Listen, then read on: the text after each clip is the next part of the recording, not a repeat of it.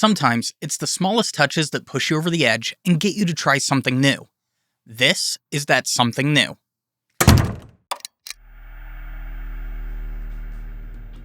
Now, I know I'm a little late to the party here with this brand, but this week we're taking a look at an ink from TWSBI. And I mean, of course it's blue. I wouldn't be me if I didn't jump towards the first pseudo-turquoise offering that a company put out there. Now, I know they're calling it sky blue, but when we get to the writing a little later on, I'm sure that some of you will agree that this can either go as a sky blue or kind of dive into the turquoise territory. As for me, after this review, I'm going to call it TWSBI turquoise and leave it at that. Anyways, let's go over the pros and cons that I found with this TWSBI offering. Let's start with what this ink does well. It's a nice, soothing blue offering that offers decent dry time on both Rhodia and Tomoe. Sky blue offers really good dynamic range, and the bottle is really eye-catching. I also feel that for an ink that's not boasting any kind of water resistance, it's doing a really good job there as well. Now, as for some of the quirks that I found using this ink, I did find that it would occasionally hard start out of my Moonman T1. Now, for those that have seen other ink reviews on the channel, you know that I like to use that pen due to the consistency that it offers, so the hard starting here really does feel like it's a result of the ink and not the delivery system. That aside though, I actually find this ink to be a pleasure to use. So let's go ahead and talk about the bottle and then get into the writing. This is a very nice look. Whoever made the decision to go with a frosted bottle made a very good decision here. Also, I like that this cap is secure. It does squeak a little when opening the bottle, but that's not a bad thing. I would rather have a secure ink with a squeak than ink all over my room. What we have here though is a nice 18ml bottle that offers a decent size opening for filling, and it comes in at $650 USD. And that's gonna be it for the bottle, so let's go ahead and take a look at the ink itself. Now, when I first did the ink blot and sky blue was working on drying onto the page, I wasn't really a fan. The powder blue on the right was sitting a little lighter than when it had finished, and I was really feeling underwhelmed there. Now, as for the left side, as it set in and started to dry, the dynamics of this ink really stood out. With how dry this ink is, it's not uncommon to see a combination of the lighter powder blue fading into those sky midtones. But if you have a gusher of a pen, or a paper like Tomoe, then your dynamic profile is going to go from the lighter sky mids to the nice transition into a subtle sheen.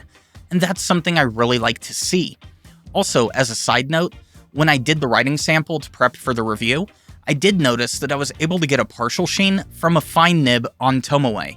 I don't think a fine nib on Rhodia will get you there, but it's a nice addition, especially when the outset of my prep time saw me thinking that I wasn't going to get anything along those lines. And speaking of this ink being on the drier side, let's go ahead and take a look at those dry times. On Rhodia, we are dry by the 10-second mark, and while I shouldn't be surprised in any form, I actually found that I was when I saw a sub 10-second dry time on Tomoe. After the extended dry time that we saw in the Ancient Copper review, I'm glad to be back to an ink that can dry under 15 seconds on both papers. Moving on to the writing, we're starting with Rhodia.